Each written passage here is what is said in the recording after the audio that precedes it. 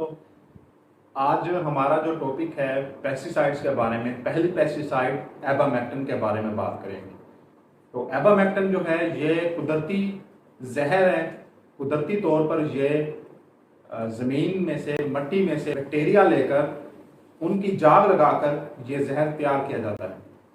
ये बिल्कुल एक कुदरती जहर है और ये ऑर्गेनिक फार्मिंग के लिए भी बेहतरीन है, यानी कि ये ऑर्गेनिक जहर है।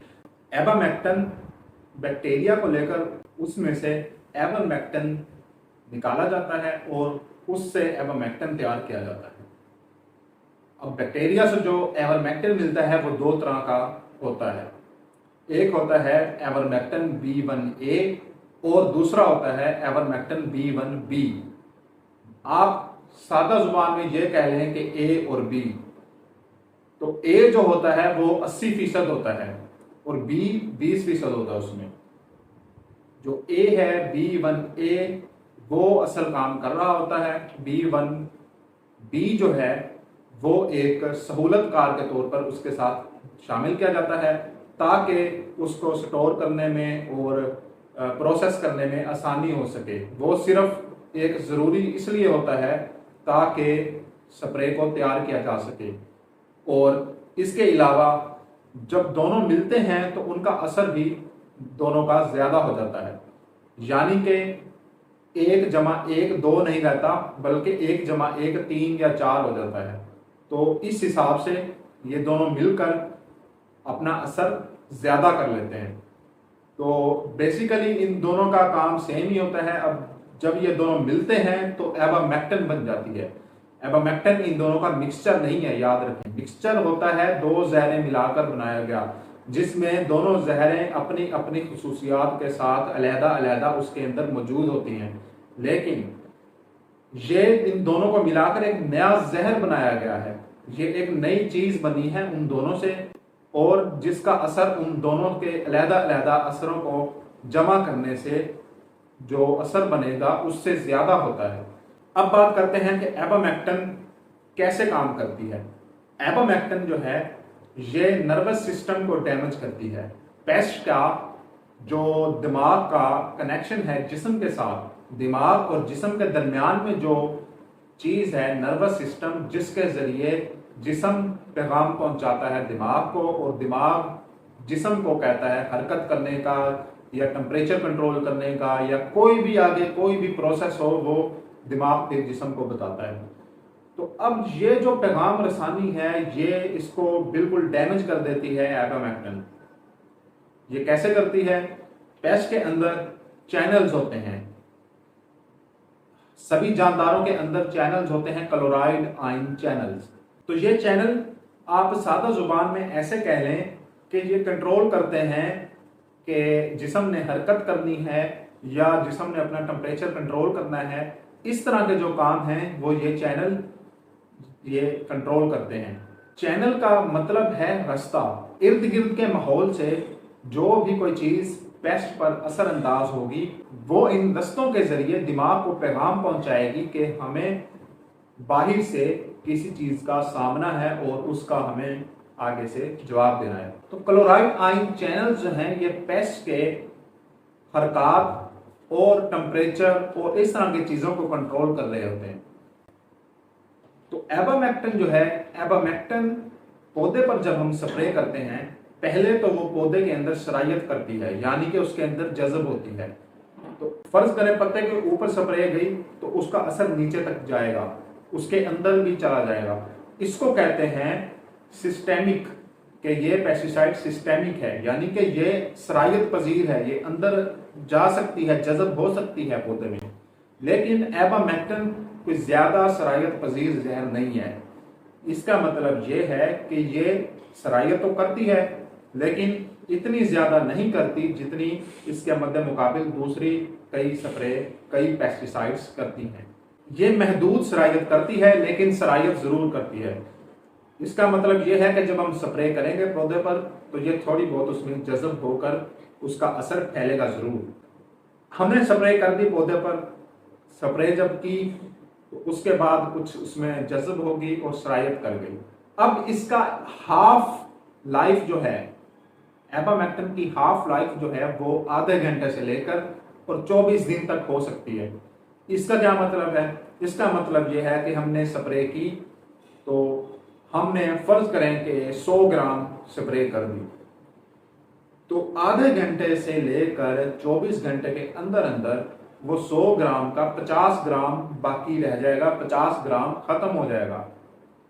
इसका मतलब कि जब हम स्प्रे करते हैं तो वो आहिस्ता आहिस्ता खत्म, उसने खात्मे की तरफ तो जाना है, तो उसके स्पीड कितनी है, वो कितनी रफ्तार से कितनी जल्दी वो खत्म हो रही है वो चीज़, तो जितनी जल्दी खत्म होगी उतनी जल्दी उसका असर खत्म होगा। इसका सादा सा मतलब ये है। तो अब ये आधा घंटा भी है और 24 दिन भी है, तो ये माहौल की वजह से, मौसम की वजह से ये असर पड़ता है। अगर तो मौसम सही है, स्प्रे के लिए मौजूद मौसम होगा तो ये वक्त बढ़ जाएगा, और अगर स्प्रे के लिए ये मौसम साजगार नहीं होगा तो ये वक्त कम हो जाएगा। फर्ज कर लें कि मौसम ना ही ज़्यादा ख़राब है, यानी कि शदीद सर्दी या शदीद गर्मी, ना ही मौसम ज़्यादा फ़ायदेमंद है स्प्रे के लिए, तो दरमियाना मौसम हो तो हम कह सकते हैं कि 10 से 12 दिन इसकी हाफ लाइफ है। तो 10 से 12 दिन का मतलब है कि अगर हम 10 दिन में लगा लें तो 10 दिन में ये आधी रह जाएगी, फिर अगले 10 दिन में इसका असर और आधा रह जाएगा, फिर 10 दिन और आधा रह जाएगा, तो इस तरह ये सिलसिला चलता है।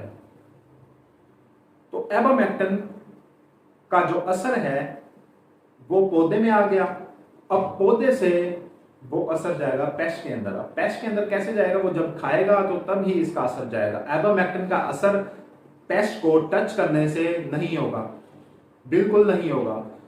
हाँ, थोड़ा बहुत हो सकता है, लेकिन मेन उसका जो असर होगा, जो असल उसका असर होगा, वो जब उस पौधे को खाएगा पेस्ट, तो तब ही उस पेस्ट को एबामेक्टिन का असर होगा। ये एबामेक्टिन की बात कर रहे हैं कि एबामेक्टिन ऐसे काम करती है। हर पेस्टिसाइड का अलहदा तरीका है काम करने का।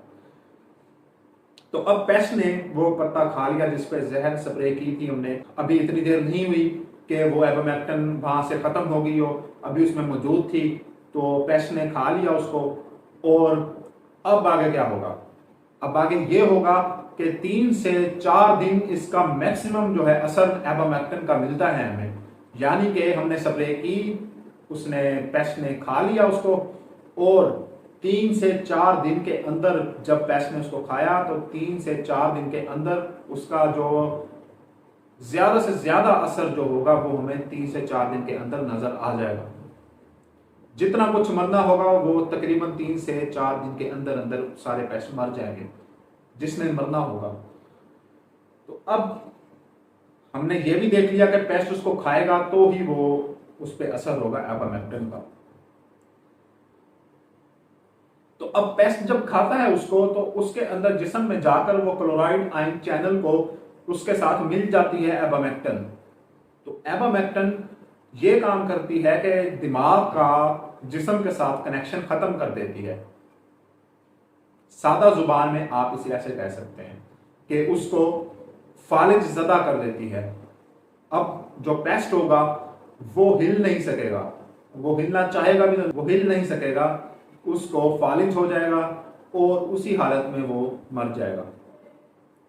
और ये फालिज ऐसा नहीं है कि वो हिल नहीं सक रहा तो कुछ देर बाद वो ठीक हो जाए, नहीं, ये उसने उसके क्लोराइड आयन चैनल जो हैं वो चैनल उसने उसको तबाह कर दिए हैं, उसके साथ मिल गया है, और अब ये चीज वापस दोबारा सही नहीं हो सकती। तो जिस पर एक दफा इसने असर कर दिया, जिस पेस्ट पर, वो पेस्ट लाजमी उसने खत्म होना है। तो पेस्ट कौन कौन से जो हैं उनको ये खत्म करती है? वैसे तो हम अगर लेबल पर देखेंगे पेस्टिसाइड्स के, तो वहां पर तकरीबन हर तरह के पेस्ट का लिखा होता है। ये हमारे किसान दोस्त जानते हैं कि तकरीबन सभी पेस्टिसाइड्स पर ऐसे लिखा होता है कि हर पेस्ट को ये कंट्रोल असर करती है। जाहिर बात है, जहर है तो वो तकरीबन सभी पेस्ट पर असर करेगा, लेकिन हमने देखना है कि स्पेशलाइज वो किस चीज के लिए है, हमने उसी चीज के लिए उसको इस्तेमाल करना है। तो एबामेक्टिन जो है ये स्पेशलाइज्ड माइट्स के लिए या जुओं के लिए, या इसको कह सकते हैं कि मकड़ियों, स्पाइडर के लिए, तो मकड़ियों और जुओं और इस तरह की चीजों के लिए ये स्पेशल है। इसके अलावा ये चूंटियां हो गई या मक्खियां हो गई, इन चीज़ों पर भी ये असर करता है। लेकिन हम जो उसको इस्तेमाल करते हैं, जो स्पेशल इसको इस्तेमाल करते हैं, वो जुओं और मकड़ियों वगैरह के लिए इस्तेमाल करते हैं। इसके अलावा एबोमेक्टिन का एक इजाफी इस्तेमाल ये है कि इसको जानवरों के लिए भी इस्तेमाल किया जाता है वेटरनरी में, जानवरों के इलाज वगैरह के लिए। लेकिन वो क्योंकि हमारी फील्ड नहीं है तो उसके बारे में इतना जानना ही काफ़ी है। तो ये तकरीबन पाकिस्तान में काश्त होने वाली तकरीबन सभी फसलों पर ये स्प्रे की जा सकती है। एक तो ये नेचुरल है, कुदरती चीज से बनी है, इसका कोई नुकसानदेह असर नहीं है, इसका जानवरों और इंसानों पर कोई मुज़र असर नहीं है। हाँ, अगर आप उसको पीने से या किसी चीज के साथ लगाकर खाने से हादसाती तौर पर, तो फिर उसका असर होता है, वरना सांस के जरिए या उसको जिस्म के साथ लगने से उसका कोई नुकसान नहीं होता। लेकिन फिर भी एहतियात जरूरी है। तो जिन फसलों पर यह स्प्रे की जा सकती है उनमें कपास, कमाद, मकई, इसके अलावा सब्जियां, तकरीबन सभी सब्जियां, इसके अलावा आम, अमरूद, खरबूजा, तरबूज वगैरह सभी गर्स के सभी तरह की फसलों पर यह स्प्रे की जा सकती है। एबोमेक्टिन ज्यादातर EC फार्मूलेशन में आती है, यानी कि इसका नाम आप देखेंगे तो 1.8 EC इस तरह से उसके साथ लिखा होगा। एबोमेक्टिन 1.8 EC। तो इसका क्या मतलब है? इसका मतलब यह है कि एबोमेक्टिन उसके अंदर 1.8% है, या यूं कह लें कि 1 लीटर में 18 ग्राम एबोमेक्टिन है। और EC का मतलब क्या है? EC का मतलब यह है कि यह इमल्सिफाइड कंसंट्रेट है। अब इसका क्या मतलब है? इसका मतलब यह है कि एबोमेक्टिन जब तैयार की गई है तो उसके अंदर तेल मिक्स किया गया है, ऑयल मिक्स किया गया है। SC होता तो उसका मतलब और होना था। EC का मतलब यह है कि इसमें तेल मिक्स किया गया है और तेल के साथ एक इमल्सिफायर मिक्स किया जाता है, एक तीसरी चीज और मिक्स की जाती है इसको बनाने के लिए। तो जिसकी वजह से वो जो तीसरी चीज जब मिक्स की जाती है उसकी वजह से फिर इसका कलर जो है वो वाइट दूध की तरह हो जाता है, दूध या मिल्की कलर इसका हो जाता है। तो EC वाली आप जो भी पेस्टिसाइड्स देखेंगे उनका कलर दूध की तरह होगा। EC का ये फायदा होता है कि इसको इस्तेमाल से पहले ज्यादा हिलाना नहीं पड़ता। इसको हिलाना चाहिए लेकिन ज्यादा हिलाने की कोई जरूरत नहीं है, थोड़ा सा हिला दें तो काफी होता है। तो इसमें क्योंकि तेल है और एबोमेक्टिन अलग-अलग है तो उसको हिलाकर उसको बराबर तकसीम हो जाए, इसलिए हम उसको हिलाते हैं ताकि जब हम स्प्रे करें तो बराबर हर जगह पर स्प्रे पहुंचे। ये ना हो कि एबोमेक्टिन नीचे हो और ऊपर तेल हो और हम उसको ऐसे स्प्रे कर दें। तो अगर SC फॉर्मूलेशन होती तो उसमें तेल नहीं होता, उसमें जहर के साथ कोई और केमिकल इस्तेमाल होता है तो उसको हमें ज्यादा हिलाना पड़ता है। लेकिन EC में हमें इतना हिलाना नहीं पड़ता। मल्टीनेशनल कंपनीज में ज्यादातर देखने में आया है कि मिक्सचर इस्तेमाल किए जाते हैं, यानी कि एबोमेक्टिन के साथ किसी और स्प्रे का मिक्सचर। और वैसे भी आम हमारे किसान जो हैं वो किसी ना किसी स्प्रे जब करते हैं उसके साथ एबोमेक्टिन मिक्स करके स्प्रे कर देते हैं। तो इसलिए एबोमेक्टिन के लिए हम कोई जहर यहाँ पे नहीं बता रहे हैं। आप अपने डीलर से नाम लेकर इसको तलब कर सकते हैं और मिक्सचर्स में भी आपको एबोमेक्टिन मिल जाएगा। तो मिलते हैं अगली पेस्टिसाइड के साथ, तब तक के लिए अल्लाह हाफिज।